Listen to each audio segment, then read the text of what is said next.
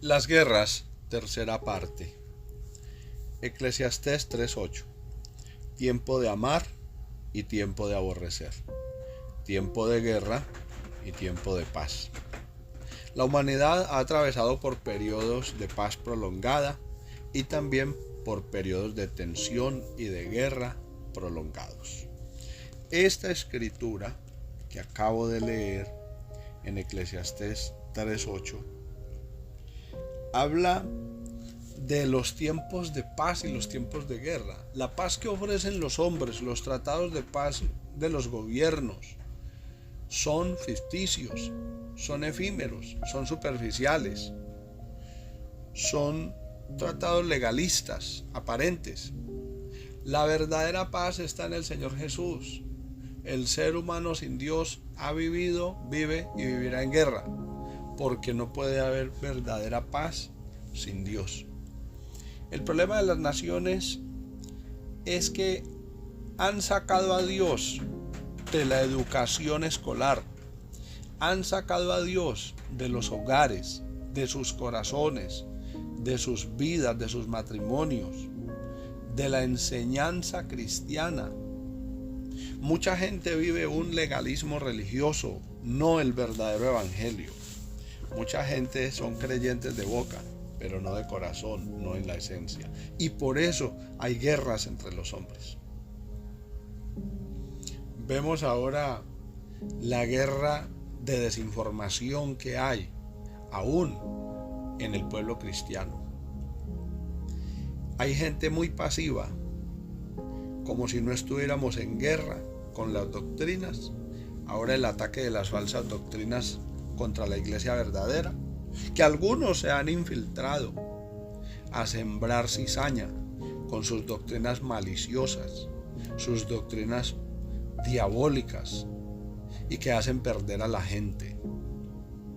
Algunos promoviendo la supuesta guerra espiritual, es que ministerios de guerra espiritual, y ven demonios en toda parte, y ven lo malo en toda parte, y exageran, y es un fanatismo y una supuesta santidad, y supuestamente que están muy llenos de poder para la guerra espiritual, pero es una fanfarronería.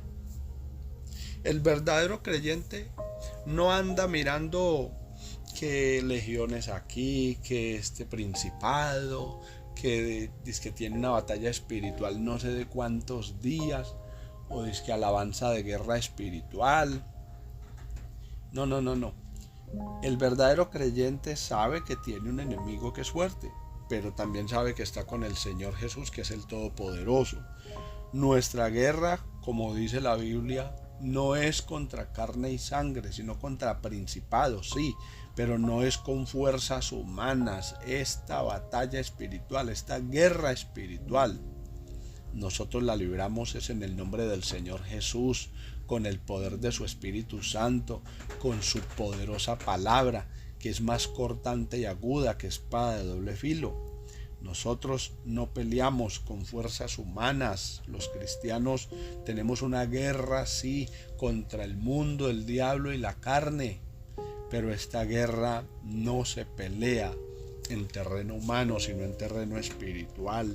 Nosotros no estamos a diario que reprendiendo todo el tiempo y viendo cualquier conducta rara, ya la juzgan que está poseído, que está endemoniado. Una exageración total, un fanatismo que desvía la atención de las cosas de Dios. Hay predicadores que mencionan más al diablo en el púlpito que a Jesucristo mismo, y el pueblo de Dios necesita es que se le predique a Jesucristo. Hay predicadores hablando más del conflicto armado entre las naciones en los púlpitos que predicando el evangelio de la salvación. Sí es necesario tener en cuenta esos temas, pero no siempre, porque se cae en la monotonía, en la vaciedad. La iglesia del Señor Jesús debe pararse firme, debe de ser contundente con el mensaje de salvación. Nuestro mensaje es que los hombres están en conflicto por la ausencia que tienen de Dios, están lejos de Dios y deben volverse al Señor Jesús, que es el único que tiene la solución para el conflicto de la humanidad. tiempos de paz y tiempos de guerra.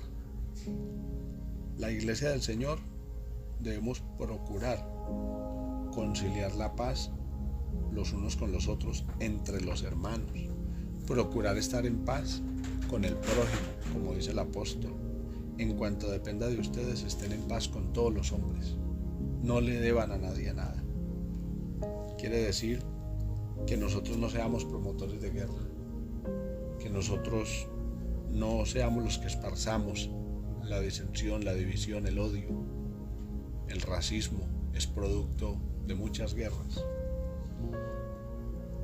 Las diferencias sociales injustas, económicas, promueven las guerras. La sed de poder promueve las guerras. Es imposible que haya paz entre los hombres si no hay conformismo, si no hay satisfacción, si el ser humano no tiene a Dios en su corazón, nunca podrá estar en paz. Vivimos en un tiempo donde hay olor a guerra, donde evidentemente hay guerra, hay conflictos bélicos entre las naciones y hay un fuerte rumor de una tercera guerra mundial. Ya hemos dicho que las consecuencias serían a largo plazo y desastrosas.